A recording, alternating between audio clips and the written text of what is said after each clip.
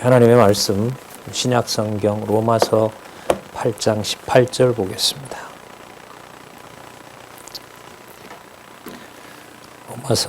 로마서 8장 18절부터 보도록 하겠습니다.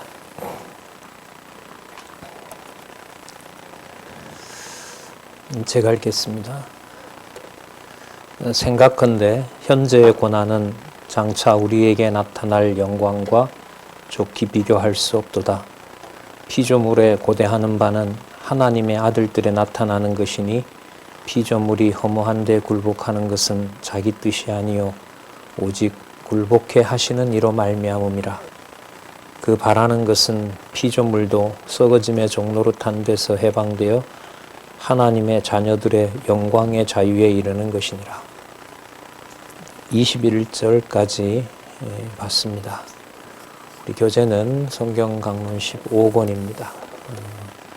로마서 8장 18절부터 25절까지 내용이 요약이 되어 있습니다. 로마서 8장 18절부터 25절에는 내세의 소망을 갖도록 성령께서 부활 승천하신 이가 그리스도이심을 증거하시기 위해서 바울로 하여금 기록해 놓은 말씀이 기록되어 있습니다. 한번 우리 개론 참조하도록 하겠습니다. 지금 8장 18절부터 25장까지는 하나님의 의의 결과죠. 이 하나님의 의의 결과는 눈에 보이는 현상이 아니고요. 그야말로 인격, 영혼, 정신 이런 걸 훨씬 뛰어넘는 차원입니다. 그래서 이 세상에 속한 그 개념으로는 설명할 수 없는 말씀이죠. 진짜 로마서에 기록한 말씀이 아니면은 도저히 접근할 수 없는, 하나님이 보실 때 옳은 것, 하나님이 보실 때 가장 선한 것, 그런 것으로 말씀할 수가 있습니다. 자, 의의 결과에 대해서 우리가 정죄함을 받지 않는다라는 것을 알려주셨습니다. 그러니까 어떤 경우에라도 우리의 몸에 대해서 짓는 어떤 범죄가 바로 하나님의 의의 자손들에게는 정죄할 수 없다는 거죠. 이 비밀이 너무너무 신묘막측한 거죠. 그 다음에 그 결과 행위와 관계없이 하나님의 후사가 되었다는 겁니다. 그러니까 하나님께서 창세전에 약속해 주신 산업, 유업, 유산이 바로 우리들에게 주어졌다는 겁니다. 이걸 이제 세 번째 가면 이 세상에 속한 것이 아니라는 의미에서 내세의 소망을 갖게 하는 겁니다. 그러니까 현세에서는 절망이라 하더라도 그것이 내세의 소망과 비교할 수가 없고, 좀 더 강하게 말씀드리면 현세에 받는 고난이 내세의 소망을 증명해 준다는 겁니다. 자, 그 결과 이 땅에 그리스도의 몸된 교회의 지체들은 그 행위가 하나님의 후사이기 때문에, 그리고 내세에 이미 천국에 대한 확증을 받고 그 소망을 가지고 살아가기 때문에 그게 전부 뭐하냐면 선한 것입니다. 그러므로 이 선은 우리가 생각하는 좋다라는 개념으로는 결코 접근할 수가 없는 개념인 겁니다. 그러니까 이 순서가 점점 내용으로 보면 깊어지는 거고요. 차원으로 보면 땅에 속하지 않고 어디에 속한 것을 더 강조하냐면 하늘에 속한 것을 강조하는 겁니다. 자, 그래서 그렇게 됩니다. 그래서 최후는 반드시 뭐가 있게 된다? 승리가 있게 된다. 그럼 이때 승리라고 하는 것은 바로 하나님의 의의 승리가 일어난다는 겁니다. 그러니까 우리가 교회를 얘기를 할 때 이제는 가정교회를 빼고 얘기할 수가 없으니까요. 하나님의 의가 우리 가정을 교회로 두셨다면은 지금까지의 역사는 하나님의 의가 승리해온 역사입니다. 그런데 이 말을 이 로마서의 안내를 따라서 확인해 주지 않으면, 믿음을 주지 않으면 그 의미를 알 수가 없습니다. 막연하지 않습니까? 우리 가정의 교회의 역사가 하나님의 의의 바탕을 두고 최후 승리를 확증해 준 역사였다. 막연해집니다. 막연해질 수밖에 없는 것이 눈으로 보이는, 또 귀로 듣는, 또 피부로 느끼는 그런 인간적인 감정 속에서 하나님의 교회를 봐왔고 진리의 말씀을 통해서 접근하지 않았기 때문에 그런 상황으로 될 수밖에 없는 겁니다. 그래서 우리가 요즘 더더욱 기록한 말씀을 스스로 꼭 확인하고 읽고 또 생각하고 묵상하고 그런 자세로 신중하게 말씀을 대하고 있는 이유이고, 또 지금 3년 지나면서 아주 중요하게 굳어진 또 거의 정착되어 가는 성경 공부의 분위기라고 할 수가 있습니다. 자, 그러면 우리 8장 18절부터 먼저 25절까지 하나님의 후사가 되었으므로 지난 시간에 고난도 함께 받는다고 했잖아요. 그 고난을 통해서 바로 내세의 소망을 갖게 하려는 겁니다. 자, 여기서 오해를 하시지 말아야 된다고 하는 부분이 있다고 보는데요. 다음에 오기 때문에 현재 상황을 억지로 참는다, 그런 의미가 아닙니다. 그 내세 소망은 현재 삶을 통해서 현재 내주하시는 성령께서 그리스도의 교회 통치 가운데서 선명하고 또한 확증해 주시는 겁니다. 그때 쓰시는 도구가 바로 뭐냐 하면 고난입니다. 고난이라면 그리스도에게 맞춰서 우리가 공부했던 지식을 좀 동원하면 선명해집니다. 마태, 마가, 누가, 요한복음에 보면 예수님의 고난이 나옵니다. 마태복음에 나타난 예수님의 고난은 제사장직을 감당하시는 거였죠. 그래서 죽으시는 그 고난 받으시고 죽으시는 역사가 무엇으로 제사장직을 완성하도록 하시냐 하면 부활 사건으로 완성시키십니다. 그래서 부활의 영광은 그리스도의 고난에 있어서 마태복음에서 알려준 내용은 바로 제사장직이었습니다. 제사직이었죠. 당신이 제사장 되시고 제물 되시고 성전 되신다는 것. 그게 세상에 속한 고난의 의미가 아니라는 겁니다. 두 번째, 마가복음에서는 아버지께로 가기 위해서 아버지의 아들임을 확증하는, 낮아지는 과정이 아니라 무슨 과정으로 우리가 배웠어요? 높아지는 과정입니다.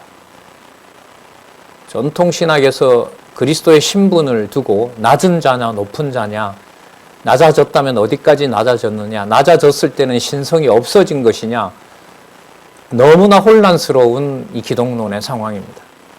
그러나 마가복음의 순서를 따라가면 선명합니다. 그분이 오직 유일한 제사직을 감당할 수 있는 영원한 제물 제사장 성전이 되시기 때문에 그분은 바로 하나님의 높으신 분입니다. 영광스러운 과정으로 가는 그 일에 바로 십자가의 고난이 있습니다. 그 일은 본인의 일로만 끝나는 것이 아니라 누가복음이죠. 대속사역입니다. 누구도 낙원에 보내는 위대한 대속사역이냐 하면 강도도 이렇게 됩니다.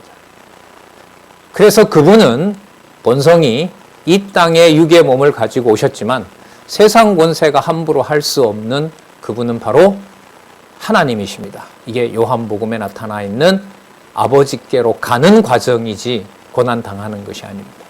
이 고난을 빼고 그리스도의 고난과 성도들의 고난과 영광을 얘기할 수가 없다는 겁니다. 이게 여러분 성경신학이 너무너무 놀라운 거죠. 성경을 통해서 풀게 하신다라는 것이 바로 고난의 의미에서 생각해 볼 수 있습니다. 그러면 그리스도의 고난을 통해서 확보해 준 그 내용이 현세일 수가 없는 겁니다. 반드시 그건 어디에 소망을 확증해 주는 거죠. 예, 내세의 소망. 이 내세는 여러분 영원한 천국이라고 보시면 됩니다.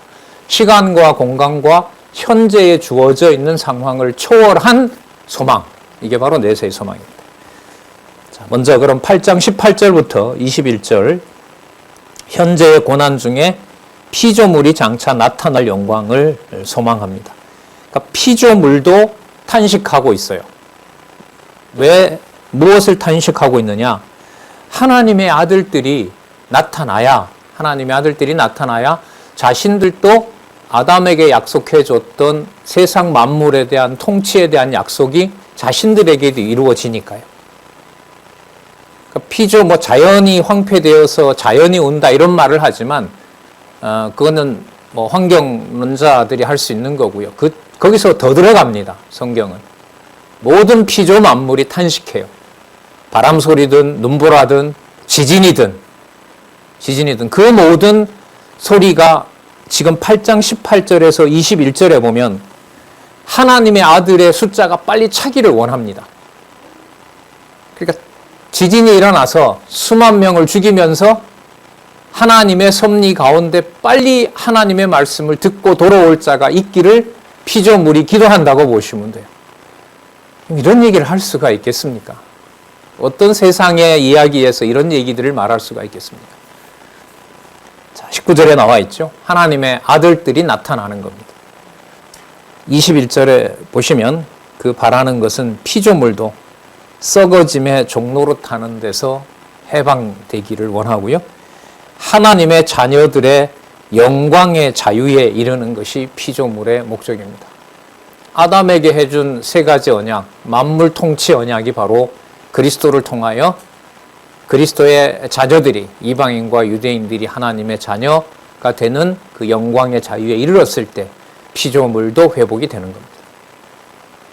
이런 측면에서 보면 피조물의 섭리 속에는 이미 하나님께서 피조물들의 대망을 기다리도록 자연 만물도 하나님이 섭리하시는 거죠. 내가 만들어 놓은 피조물이니까 너희들도 기다려라. 왜냐하면 하나님의 자녀들을 내가 이 땅에서 노아 홍수처럼 다 심판하면서 8식구를 남기는 것처럼 내 자녀를 불러 모을 시간이 있기 때문에 너희들의 탄식은 안다만, 좀 인간적으로 표현을 하면 너희들의 탄식은 안다마는 썩어가는 물의 고통도 내가 다 알고 있고 대기 오염도 내가 다 알고 있다. 하지만 그 모든 과정이 하나님의 정하신 아들들이 드러났을 때 회복되는 것이다. 그때까지 기다려라. 여러분이 유대인들이 상상할 수도 없는 피조 만물에 대한 자연관인 거죠. 지금 바로 이 내용이 뭐와 관계가 되는 거예요?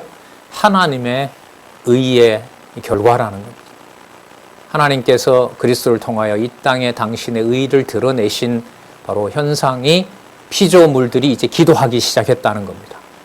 왜요? 그리스도가 영광의 자유에 이르렀다는 사건이 일어났기 때문에 이제 시작되는구나.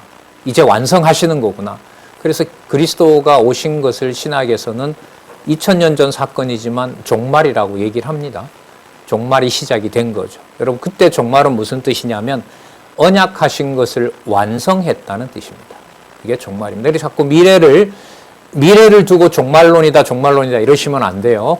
성경에서 말하는 종말은 구약의 언약하신 내용이 이루어지는 그리스도의 잉태 사건, 그리스도가 성육신하시는 사건에서부터 하나님의 계획은 완성된다는 것입니다. 시간적으로 보면 그게 2000년이든 무슨 몇천 년이든 상관은 없죠. 창세전에 정하신 대로 일이 분명하게 이루어진다는 것. 자, 계속 보겠습니다. 8장 22절에서부터 25절을 보시면 성령의 처음 익은 열매를 받은 자도 몸의 구속을 소망합니다. 22절 놀라운 얘기죠. 피조물이 다 이제까지 한다 그래요? 함께 탄식합니다. 이게 우리가 이제 자연을 대하는 이 기독교의 자연관이죠. 이게 함께 탄식하며 또 함께 고통하는 것을 우리가 아나니 이뿐 아니라 또한 우리 곧 성령의 처음 익은 열매를 받은 우리까지도 속으로 탄식하여 양자 될 것 곧 우리 몸의 구속을 기다리느니라. 정하신 하나님의 뜻이 모두 이루어지고 하나님의 백성들이 모두 회복되는 그 상황을 우리 역시 기다립니다. 어떻게 해요? 복음을 전하면서요. 복음 전하면서 진리의 말씀을 받을 자가 그걸 먹고 양육을 당하고 양육을 받고 양육 받으면서 온 피조 만물과 더불어 하나님께서 주신 여건 속에서 하나님의 이루신 뜻이 하늘에서 이루신 것처럼 땅에서도 이루어지기를 소망하는 겁니다. 그럼 이게 여러분 다 물질적인 현상이 아니죠. 영혼의 상태이고 눈으로 귀로 들을 수 없는 바로 영적 상태에서 이루어지는 하나님의 의인 겁니다. 그러니까 유대인들이 지키는 어떤 율법이나 현상적인 것으로는 설명을 할 수 없고 또한 대체할 수도 없는 겁니다. 그러니까 너무 심오한 차원이죠. 이 로마서의 지금이 양육의 거의 토대와 같은 바로 이 하나님의 칭의의 복음이라는 것은요. 24절 우리가 소망으로 구원을 얻었음에 보이는 소망이 소망이 아니니 보는 것을 누가 바라리요.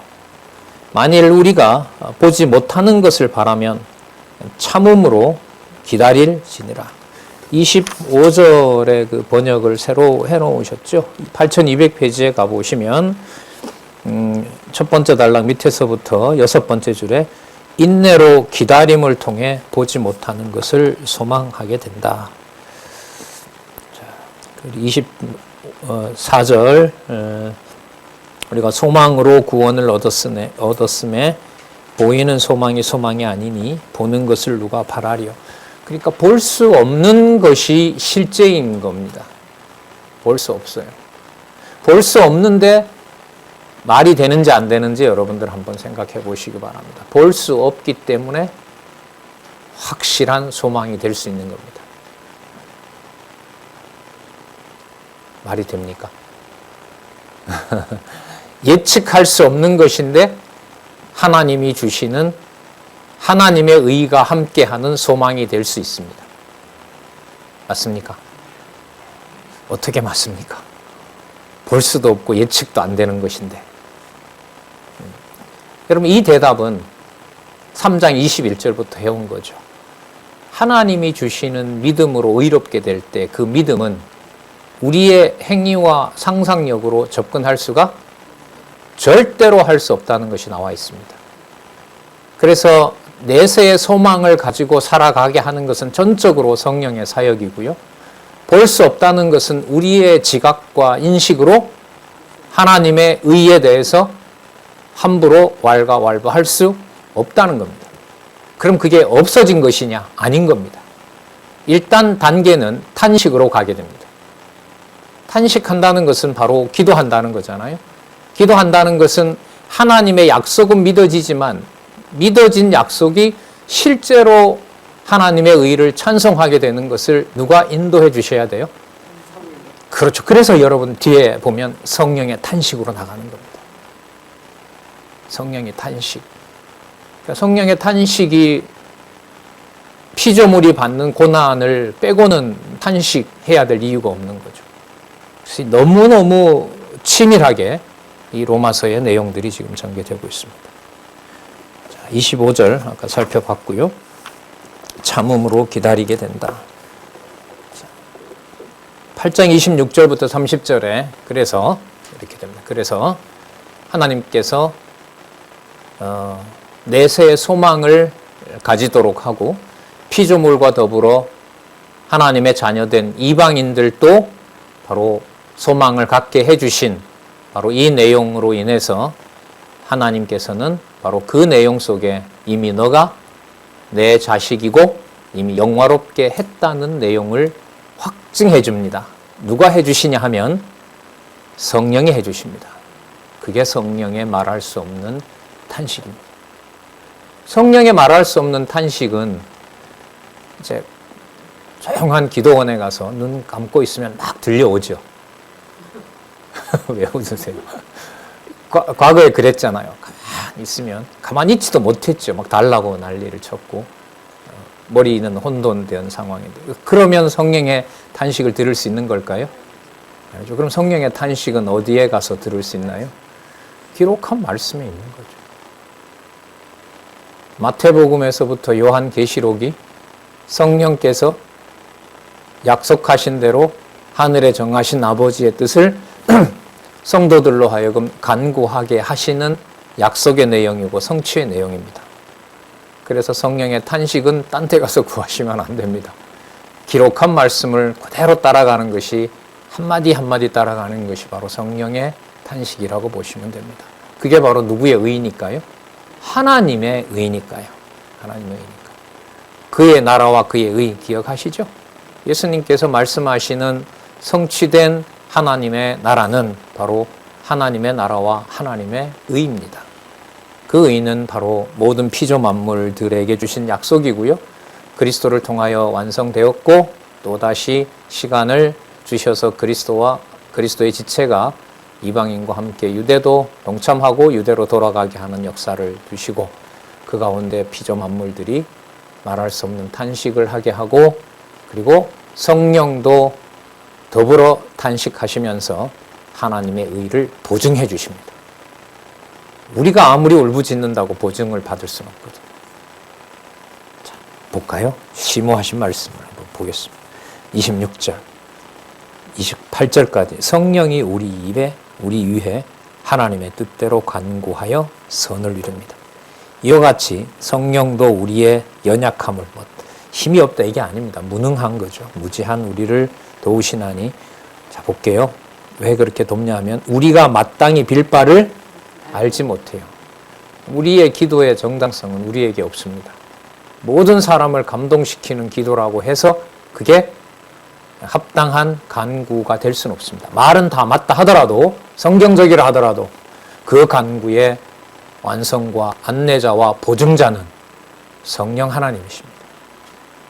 성령 하나님이십니다. 그러니까 개인의 고백이라는 것도 개인 고백으로 끝날 수가 없어요. 왜냐하면 그 고백이 하나님의 뜻을 구한지 아닌지를 자기가 알까요? 모를까요? 아주 쉽게 생각하죠. 우리는 쉽게 가르치고요. 간구하면 성경 보니까 간구하라고 했으니까 하세요 라고 자기 욕심 다 구해놓고 이루어달라고 하고 있고 그 성령의 탄식이 무엇인지 성령께서 깨닫게 하신 내용이 무엇인지에 대해서는 깊게 고민하지 않는단 말이죠. 우리가 마땅히 빌 바를 알지 못하나 어떨 때는 알고 어떨 때는 모르는 걸까요? 항상 모르는 걸까요? 적어도 이럴 때는 내가 아는 거 아니에요? 오늘 종일 내가 10시간 성경 공부하고 내가 성경에 있는 낱말들을 다 사용해서 성경대로 기도했으면 적어도 내가 하나님이 볼 때 성령 필요 없이 내가 하나님한테 바로 기도할 수 있는 거 아니에요? 아니에요? 해보셨네요, 그러면. 말을 만든다고 기도가 됩니까? 그러니까 기도를 항상 기뻐하고 쉬지 말고 기도하게 하는 주체는 그렇다면 누구이실까요? 성령이시고 그럼 말씀 빼고는 기도가 될까요? 말을 만든다고 기도가 되는 거 아닙니다. 절대 아닙니다. 여러분들 오늘 아침에 이렇게 말씀으로 함께 만나는데 지난 시간에 여러분 평안한 잠을 잤는지 갑이 눌렸는지 중간중간에 어떤 걱정 때문에 깼는지 모르잖아요. 그럼 그게 어떤 방식이든 간에 성령께서 하나님께서 나를 보호해 주시고 하나님 자녀인 것을 확증해 주신 시간이었다는 거 내가 확인할 수가 있겠습니까? 그래서 이 8장이 글쎄 이렇게 말하면 좀 지나치나요? 진짜 양육의 토대 중에 토대가 저는 이 8장에 있다고 봐요. 이게 한 중간쯤 되잖아요. 로마서가 1장에서부터 16장까지잖아요. 이 중간쯤에 있는 이 8장, 9장부터는 여러분 상황이 확 달라집니다. 사실 이 전체적인 논리적 분위기가 상황이 달라지는데 참 놀랍고 소중한 진짜 말씀이에요. 이와 같이 성령도 우리의 연약함을 도우시나니 우리가 마땅히 빌 바를 알지 못하나 오직 성령이 말할 수 없는 탄식으로 우리를 위하여 친히 간구하시느니라. 여러분 이게 그리스도가 요한복음 15장 16장에서 약속하셨던 진리의 영인 거예요. 진리의 영이 인도를 받고 싶은데 왜 성경을 안 보고 딴 행동을 하도록 하냐 말이죠.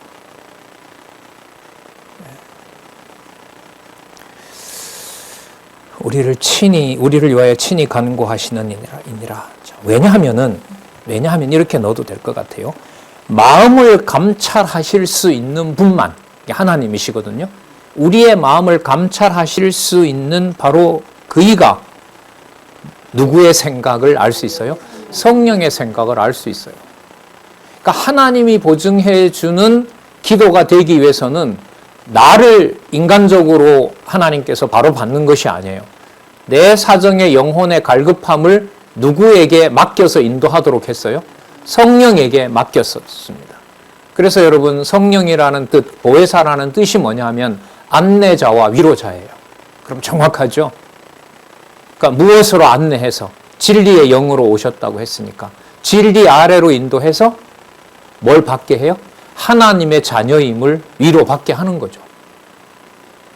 그게 바로 파라클레시오스라는 이 보혜사라는 뜻입니다. 이는 성령의 마음을 감찰하시는 이가 성령의 생각을 아시나니 이는 너무 좋죠. 성령이 하나님의 뜻대로 성도를 위하여 간구하심이니라. 그리스도가 중보기도로 완성하셨고요. 완성하신 중보기도가 이례적인 것이 아니라 성령께서 임하셔서 유대인이든 이방인이든 하나님의 자녀를 위해서 성령께서 간구하시는 거예요. 그래서 현대 신학의 가장 큰 문제는 목사나 어떤 특정 종교 지도자가 중보기도 한다는 거, 이건 전적으로 비성경적입니다. 본인이 기도를 하면 그 사람의 모든 영혼을 책임져 줄 수 있으면 하셔도 돼요. 그럼 이래 되면 심각하죠. 당신이 누구라는 거니까요. 메시아라는 거니까. 메시아 가지고 오지 않았는데 본인이 메시아라고 하면 적그리스도 아닙니까? 가정에서 경건회 할 때 가족이 모였는데 이 말씀을 잘 알지 못하는 이제 어떤 가족 중에 하나 이제 우리의 중보기도를 들어주십시오. 그러니까 저희 부친이 그 중보기도는 그리스도가 완성하신 거니까 신앙생활에서도 중보기도라는 말은 조심해야 된다. 그거는 비성경적이다. 이렇게 따끔하게 이제 우리 가족들을 일침하신 적도 있는데 저는 그래도 나중에 설명하지 뭐 이랬는데 그런 기억이 나는데 아주 중요한 문제인 거죠.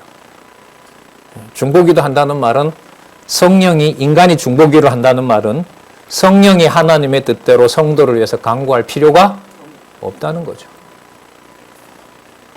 기도하지 말고 말씀으로 안내해야죠.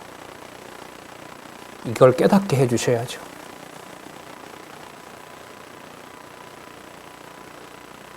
표현할 수 없고 말할 수 없는 괴로움과 답답함을 하나님의 자녀임을 알게 하고 어떤 순간에도 내주하신 성령께서 한 번도 하나님의 자녀인 것을 포기한 적이 없다. 그렇게 알려줘야 되는 거 아니겠습니까? 자, 그래서 28절 우리가 알거니와 하나님을 사랑하는 자 곧 그 뜻대로 부르심을 입은 자들에게는 모든 것이 합력하여 뭘 이룬다? 이때서는 누가 정해놓은 뜻이 이루어지는 걸 말하는 걸까요? 누가 보증해 주기 때문에 모든 것이 합력하여 선을 이룬다 앞에 여러분 반드시 앞으로 27절에 있는 성령께서 하나님의 뜻대로 성도를 위해서 간구한다는 걸 꼭 넣으시기 바랍니다. 왜냐하면 지금 우리 신앙생활에서도 보면 기도라든지 어떤 메시지를 전할 때 모든 걸 합력해서 선을 이룬다는 얘기를 많이 해요. 그래서 어떤 분위기가 드냐 하면 지금 나쁜 일도 지나다 보면 다 좋은 일이라는 일상생활로 가버려요. 그건 27절을 연결시키지 않았기 때문에 그래요. 모든 것이 합력하여 선을 이루고 하나님의 의가 되도록 하는 것은 여러분들과 제가 하는 행동과 기도의 간절함 때문이 아니라는 거잖아요. 누가 보증하는 기도를 하시기 때문에 성령이 하나님의 뜻대로 성도를 위해서 간구하시기 때문에 따라서 여러분 어떤 방법으로 성령께서 각자에게 내주해서 간구하시면서 내세의 소망을 어떤 방법으로 줄지 몰라요. 건강을 통해서도 주겠지만 건강을 어떻게 해서도 줄까요? 빼앗아 가면서도. 이번에 장례 다녀온 그 잘은 모르는 선배인데 듣자니 인간적으로 딱 하더라고요. 그냥 가시다가 교통사고 나셔서 그냥 어떤 자녀들에 대한 권면도 하지 못하고 그 병원에 그냥 뇌사하셨다가 가셨잖아요. 성령이 탄식 안 하니까 그렇게 된 걸까요? 그걸 감당할 수 없는 자녀들의 슬픔이라는 거, 뭐 지진 사건 여러분들도 아시는 것처럼, 그럼 그런 사건에서 성령의 탄식이 무엇인가를 생각한다는 것은 보통 생각으로 되는 건 아니죠. 일상사의 일은 아닌 거죠. 그죠? 그래서 조금은 꽤 많이는 왜곡해서 사용하는 모든 것을 합력하여 선을 이룬다라는 것은 그 근거가 누구의 탄식으로 보증해 준다라는 걸 꼭 기억해야 된다. 성령께서 탄식하시는 것으로 하나님께서 어떤 상황이든지 간에 피조 만물에게도 그렇게 하신다고 했으니까 하나님의 정하신 모든 뜻을 합력하여 하나님의 선을 이루신다는 것을 꼭 염두에 두시길 바랍니다. 자, 여러분, 이런 것들은 본문 연결을 하지 않으면은 도저히 생각할 수가 없어요. 다 떼놓고 그냥 아무 관념 없이 몇 장 몇 절 읽고 뭐 이런 거 가지고는 되질 않습니다. 그래서 우리가 베레아 사람들 얘기를 많이 하잖아요. 바울이 써놓고 가거나 얘기하고 가면 저게 맞는지 아는지 여러분 확인할 때 그것만 보겠어요? 그 전에 써놓고 들었던 걸 다 동원하겠어요? 그러면 이 방식은 뭐냐 하면 성령의 탄식이 무엇인지라는 것을 알고 싶으면 부분만 보겠어요? 성경 전체로 자연스럽게 보겠어요? 그렇게 안내를 해줘야죠. 지도자는, 안내자는. 자, 선을 이룬다. 그리고 29절에서부터 30절에 가면 그 결과 아들과 일치한 자를 예정하여 불러 의롭고 영화롭게 했다는 사실을 성령께서 알려줍니다. 볼까요? 29절 모든 것을 합력하여 선을 이루신다라는 말씀 봤고요. 자, 그 합력하여 선을 이루는 근거가 무엇이냐? 아까 성령께서 우리를 위하여 뭐 하신다 그랬어요? 간구하신다 그랬죠? 성령의 간구, 하나님의 뜻대로 성도를 위해서 간구하세요. 성령의 간구는 하나님의 백성의 자격을 두고 얘기하는 거지, 그 자격에 부합하도록 기도해 주는 거지, 우리의 상황과 여건에 따라서 맞추는 그렇게 하는 기도가 아니에요. 자, 그러면 성령이 무슨 기도하게 해주시냐 보자고요. 29절. 하나님이 미리 아신 자들로. 하나님께서 미리 아셨다는 말은 예정하셨다는 거거든요. 예지, 예정 이런 건 나오면 안 돼요. 하나님께서 정하신 자가 바로 하나님과 그리스도 안에서 자녀된 자입니다. 그리스도 안에서 하나 된 자죠. 우리가 지나왔죠? 로마서니까. 요한복음 17장에서. 하나님이 미리 아신 자들로, 하나님이 사랑하신 자들로 이렇게 바꿔도 되죠. 그 아들의 무엇을? 형상을 본받게 하기 위하여 미리 뭐 하셨다? 정하셨다. 그 예정된 자나 예지된 자나 이걸 순서로 이렇게 나눌 필요가 없어요. 자, 이는 그로. 자, 많은 형제 중, 그는 여러분 누구냐면 아들입니다. 아들이니까 그리스도시겠죠? 그로 많은 형제 중에서 맏아들이 되게 하려 하심이라. 여러분, 하나님께서 처음 것을 받아서 나머지 것을 다 거룩하게 했잖아요. 이스라엘 백성들에게 보면 바로 대표성의 원리라고 할 수가 있죠. 단번에 드리신 제사로 맏아들이 되게 하려 합니다. 맏아들이라는 말은 다 아버지 안에서 같은 형제라는 말씀이겠죠. 그로 많은 형제 중에서 맏아들이 되게 하려 하심이니라. 30절 또 미리 정하신 그들로 미리 정하신 그들을 또한 뭐하고 부르시고, 이걸 소명이라 그러죠. 이 땅에서 정해진 시간을 따라 하나님이 자녀된 것을 불러주십니다. 말씀으로 바로 부를 수도 있고, 교회에 나가게 해서 몇 년 지나서 말씀을 깨닫게 할 수도 있고, 속고 살 수도 있고, 그러다 말씀 깨닫게 할 수도 있고, 어느 시점에 어떻게 불렀느냐 이걸 따지고 언제 구원받아 날짜 따지고 이렇게 하는 게 아니에요. 그런 일이 아닙니다. 자, 미리 정하신 그들을 또한 부르시고, 또 부르신 그들을 또한 뭐 하시고? 의롭다 하시고. 여러분, 이때 의는 누가 간구해서 확인해 주는 겁니까? 성령께서 해주시는 겁니다. 어디까지 끌어올려요? 어느 차원에서 이루어진 하나님의 아들임을 알려줘요? 아까 정하셨다고 했잖아요. 창세전인 거죠. 여러분, 창세전 예정론을 얘기를 하지 않고 하나님 자녀된 것을 얘기를 한다? 이거는 도저히 성경적일 수가 없습니다. 부르신 그들을 또한 의롭다 하시고 의롭다 하신 그들을 또한 뭐 하셨다? 영화롭게 하셨다. 이게 여러분 사도 바울의 얘기입니까? 그리스도가 이미 약속하셨고 확인해 준 내용입니까? 어디에서요? 요한복음 17장. 요한복음 전체라고도 할 수 있지만 요한복음 17장에 내가 아버지 안에, 아버지가 내 안에, 저들이 우리 안에 하나 된 것을 하나님 꼭 지켜주십시오. 그걸 성령께서 오셔서 이방인에게도 이 비밀을 알려주는 겁니다. 여러분, 이러한 하나님의 의를 성령께서 주관해 가신다는 것을 생각을 깊이 하고,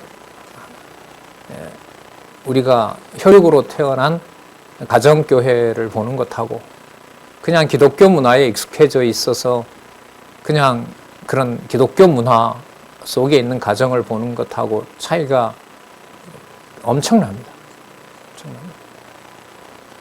그리고 여기서 그러면 드러나는 것은 가족들의 이해관계를 서로가 다 나누어 갖는 걸 말하겠습니까? 아니면 각자에게 주신 대로 각자가 하나님의 자녀로서 창세전에 하나님의 부름을 받은 자로 그리스도와 하나 된 자로 하나님의 선을 이루기 위해 합당한 자라는 데 초점을 맞추게 되겠습니까? 후자죠. 그럼 먼저 깨달은 분이 어느 방향으로 인도할까요? 그 방향으로 인도를 하겠죠. 그래서 어떤 사람이 자기는 지금 교회 안 나오고 세상에서 그냥 재밌게 노는데 자기 자녀만큼은 성경 신학을 공부하게 해줬으면 좋겠다 이런 말을 해요. 저게 무슨 말인가? 그러니까 뭐냐 하면 그 사람 편을 좀 들자면 세상에 자기 하고 싶은 대로 놀려다니고 뭐하고 해도 하나님의 택한 백성이면 하나님 자녀라는 자신감이 있는 거죠. 좀 근데 비판적으로 말하면 그게 하나님 자녀인 걸 보호하는 건지 지금 때리는 건지는 알아요, 몰라요? 모르는 거죠. 그러니까 말씀 안 들으면서도 말씀의 가치를 아는 거예요.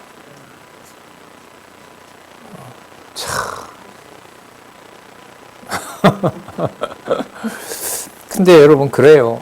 성도들 중에 여러분이 봤을 때 딱한 분들 있잖아요. 빨리 좀 말씀 들었으면 좋은데, 그리고 말씀을 듣고 싶으나 그분 사정이 충분히 말씀을 못 듣는 상황일 수도 있잖아요. 그럼 그런 분들에게 말씀 들었으면 좋겠다는 마음이 갈 수밖에 없고요.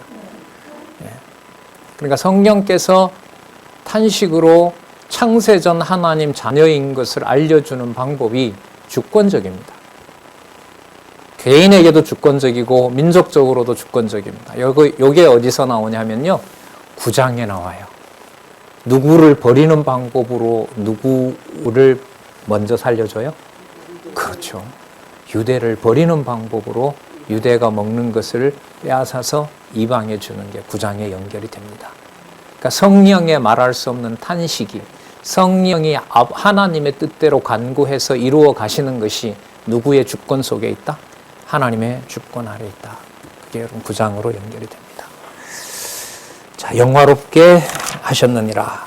자, 그 결과 8장 31절부터 39절까지 최후는 뭐밖에 없겠어요?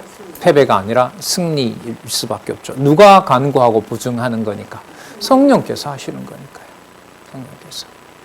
그래서 여러분, 글쎄요, 좀 신학적으로 이 가치를, 로마서를 좀 설명을 하면, 이 로마서의 앞부분은요, 그 인간을 타락하게 하시고 하나님께서 하나님의 의를 보내시는 바로 하나님의 현현으로서 그리스도를 소개해요. 이른바 성자론이 딱 이렇게 나와요. 좀 신학적인 측면에서 말씀드립니다.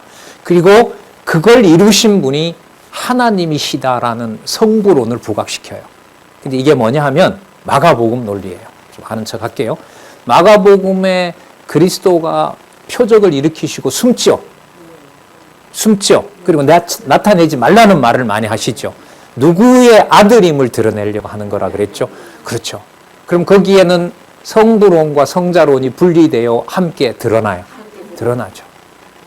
그리고 여러분 11장 지나서 12장으로 가면 여러분 잘 아시는 대로 신령한 예배 생활은 내주하신 성령께서 이방인과 유대인을 하나님 자녀답게 살 수 있도록 강권하시고 안내하시는 내용입니다. 그래서 교회를 양육시키는 내용이에요. 그러니까 성령의 치중을 본다고 해요. 여러분 신학적인 평가니까요. 이거에 이렇다 하더라도 이걸 성경을 논리적으로 이해하지 않으면은 이거 다 뭐 별 의미 없는 얘기입니다. 그래서 어쨌든 영원하신 삼위 하나님의 계시가 맞다 이 말씀을 드리려는 거예요. 교회 양육에 의한 이 복음이라고 할 수 있는 로마서부터 특히 로마서 말씀 우리 확인하고 있지만 바로 하나님의 계시의 말씀이다. 삼위 하나님의 그 논리적 설명도 하고 있다. 이걸 좀 그래도 여러분 많은 돈 내고 배웠는데 이런 거 좀 알려드려야지. 예를 들면 뭐 신학을 공부한 분들이나 또 신학을 공부하려는 후배들한테 성부, 성자, 성령 하나님 칭의라는 게 성령만 하는 게 아니야. 칭의의 복음은 성부, 성자, 성령 하나님 영원하신 하나님의 사역이기 때문에 로마서를 우리 구원에다 맞추면 안 되고 하나님의 계시 말씀으로 봐야 돼. 그 무슨 말씀이에요, 할머니? 그게? 그거 로마서가 이렇게 되어 있고 거기에 영원하신 하나님의 계시의 말씀이 기록되어 있기 때문에 그래요. 뭐 얼마든지 할 수 있거든요. 용어만 좀 알면. 예. 자, 계속 보겠습니다. 8장 31절부터 39절. 최후의 승리가 있을 수밖에 없죠. 31절. 그런즉 이 일에 대하여 우리가 무슨 말 하리요? 만일 하나님이 우리를 위하시면 누가 우리를 대적하리요? 예. 자, 대적자예요. 대적자가 되는 겁니다. 하나님의 성령, 그리스도께서 약속하신 성령의 안내를 받지 않으면 대적자가 되는 겁니다. 32절. 자기 아들을 아끼지 아니하고 우리 모든 사람, 유대인, 이방인을 말하는 겁니다. 모든 사람을 위하여 내어주시니가 어찌 그 아들과 함께 모든 것을 우리에게 은사로 주지 아니하겠느냐. 은사로 주지 아니하겠느냐. 아브라함에게 모든 복을 몰아준 것처럼 하나님의 택한 백성에게 이 세상을 들어서 이 세상의 주관자인 아들까지 보내어서 하나님의 정한 뜻을 이루는데 이루신 그 혜택을 누구에게? 자기 백성에게. 어찌 그 아들과 함께 모든 것을 우리에게 은사로 주지 아니하시겠느냐. 자, 또 한 번 강조합니다. 33절. 누가 능히 하나님의 택하신 자를 송사합니까? 그러다 천국 가겠느냐부터 시작해서 자기 자신도 그래요.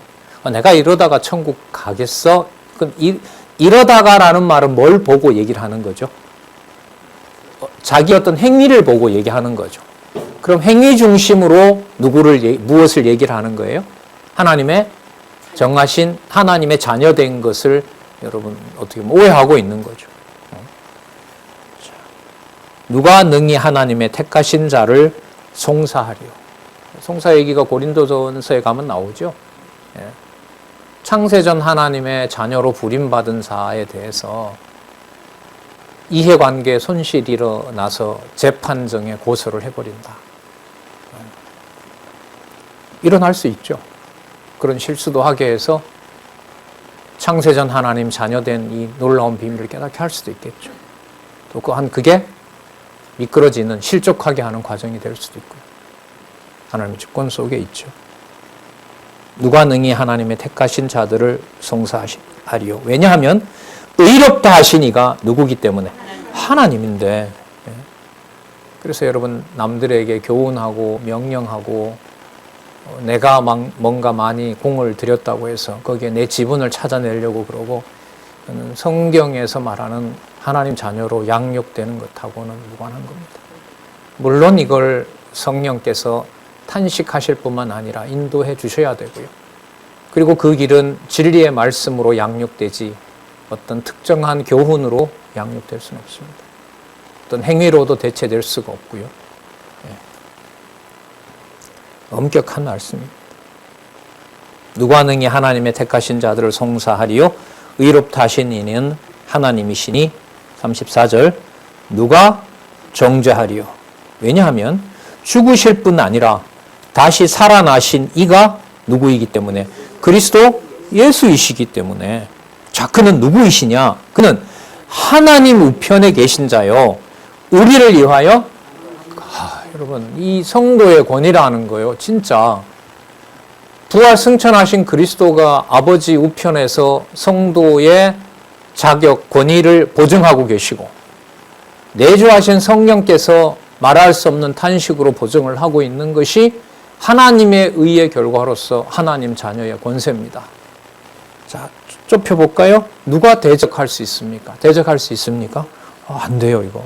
무서운 거예요. 33절로 볼까요? 누가 이의 제기를 하고 심판을 하고 송사를 합니까? 당신 그러면 돼? 집사가 돼가지고 장로가 돼가지고 이게 말이 돼요, 안 돼요? 누가 세웠어요? 당회가 세워줘서 그런가요? 아니잖아요. 이거 어떻게 엄마 아들로 그럴 수가 있어? 말이 되죠? 네. 말이 됩니까?